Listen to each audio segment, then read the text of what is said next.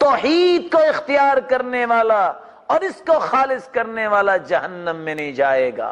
عبادہ بن صامت رضی اللہ تعالی عنہ روایت کرتے ہیں، من قال لا الہ الا اللہ خالصا، جو خالص ہو کے کہہ دیتا ہے، الا حرم اللہ علیہ النار، اللہ اس پہ جہنم کی آگ کو حرام قرار دے دیتے ہیں۔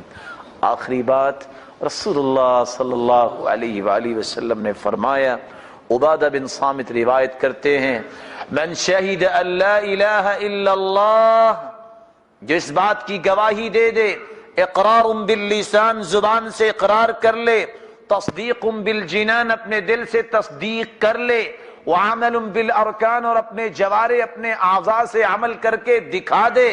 کس بات کا تقاضا؟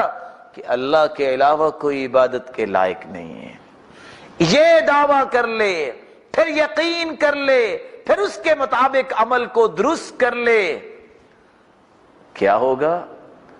روایت میں پوری پڑھ کے ترجمہ کروں گا، وَأَنَّ مُحَمَّدًا عَبْدُهُ وَرَسُولُهُ، اور اس بات کا وہ گواہ بن جائے کہ محمد مصطفیٰ صلی اللہ علیہ وسلم اللہ کے سچے رسول اور اس کے بندے ہیں۔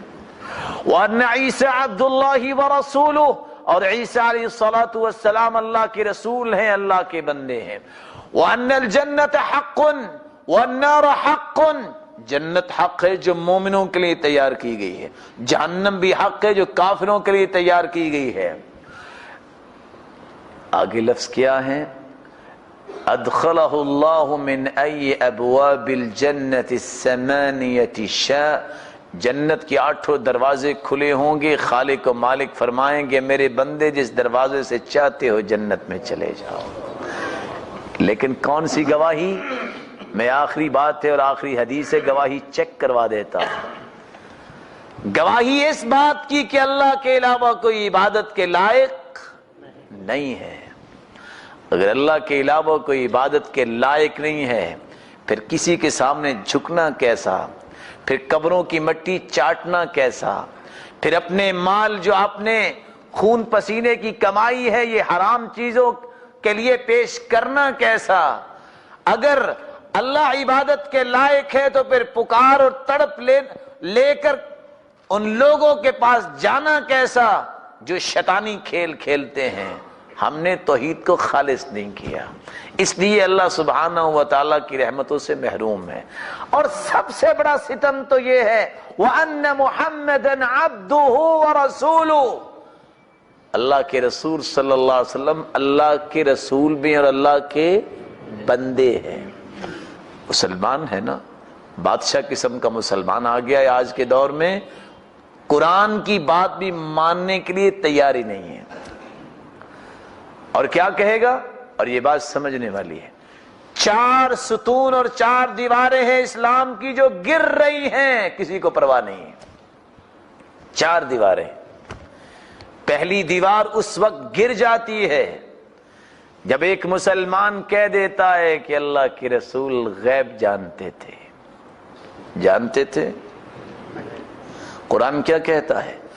وَلِلَّهِ غَيْبُ السَّمَاوَاتِ وَالْأَرْضِ،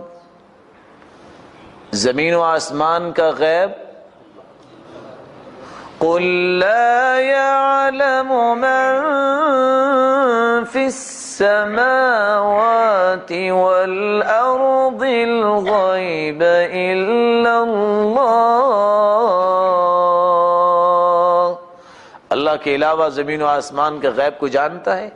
اگر مان لیا جائے کہ غیب جانتے تھے، دل کی بات بتانا، وہ 70 صحابہ جو بئر معونہ پہ شہید ہوئے، پتہ تھا نا انہوں نے شہید ہو جانا، پھر جان بوجھ کے بھجوایا، نعوذ باللہ من ذالک۔ اگر غیب جانتے تھے تو پریشانی کس بات کی؟ جب بیوی پہ تہمت لگی کتنے پریشان تھے۔ نعوذ باللہ من ذالک کہنے والا کیا کہنا چاہ رہا ہے؟ کہ اللہ کے رسول دھوکہ دے رہے تھے، غیب جانتے تھے۔ اصل مقصد کیا ہے؟ اس اسلام کے دشمن کا مقصد یہ ہے، اگر غیب جاننے والا مان لیا جائے، جو غیب جانتا ہے اس کو وحی کی ضرورت ہے؟ بولے وحی تو اس کی طرف آتی ہے نا جس کے پاس غیب نہ ہو. یہ وحی کا انکار ہے. یہ کہہ دینا کہ غیب جانتا ہے اس کا مطلب یہ نہیں ہے کہ اس کی عظمت اللہ کے رسول کی بیان ہو رہی ہے. مقصود یہ ہے وحی کا انکار ہو رہا ہے. اس کا مطلب یہ نکلا کہ جبریل کی آمد ختم ہوگی, وحی ختم.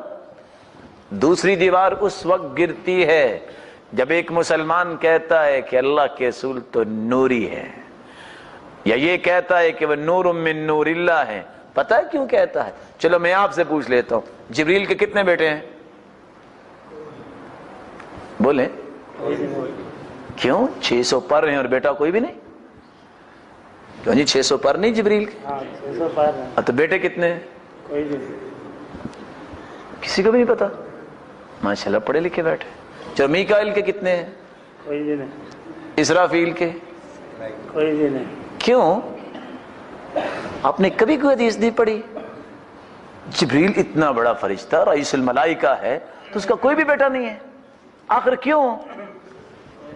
نورانی مخلوق کی اولاد نہیں ہوتی. بتائیے اللہ کے رسول کس کے بیٹے ہیں؟ آدم کے ہیں کہ جبریل کے؟ آدم. بولیں. آدم کے. تو آدم علیہ السلام بشر تھے کہ نور تھے؟ اصل یہ بات سمجھنے والی ہے. اللہ فرماتے ہیں وَلَوْ جَعَلْنَاهُ مَلَكًا لَجَعَلْنَاهُ رَجُلًا وَلَلَبَسْنَا عَلَيْهِمْ مَا يَلْبِسُونَ.